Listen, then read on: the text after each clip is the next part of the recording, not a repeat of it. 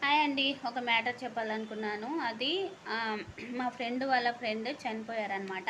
ఆ అన్న నాకు కూడా తెలుసు. చాలా చాలా మంచోడు. ఎన్నోసార్లు నాతో ఫోన్లో మాట్లాడాడు.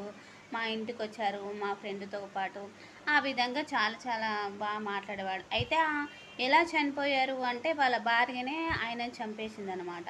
వాళ్ళు పెళ్ళైన కొత్తలో 1 ఇయర్ వరకు బాగున్నారు. తర్వాత అన్న ఏం చేశాడంటే ఆమెకు చదివిపిచ్చాడు. మంచిగా చదువుకునని అన్నట్టు చదివిపిచ్చాడు. చదివిపిస్తే ఆ తర్వాత ఆమె వేరే జాబ్ చేసింది. వేరే జాబ్ చేయడం వల్ల ఏమైంది, ఆమెకు తెలివితేటలు ఎక్కువ పెరిగిపోయినాయి. ఆ తర్వాత ఎఫ్ఐఆర్ పెట్టుకుంది వేరే వాళ్ళతో.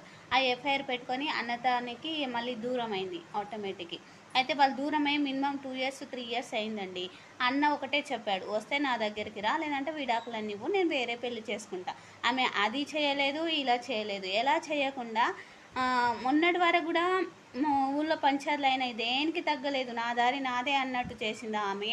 ఆ తర్వాత మొన్న కూడా ఎలా పిలుచుకుందో ఏంటో దగ్గరికి, కానీ బంగారం తెస్తే విడాకులు ఇస్తా అన్నదో ఏమో మరి తెలియదు.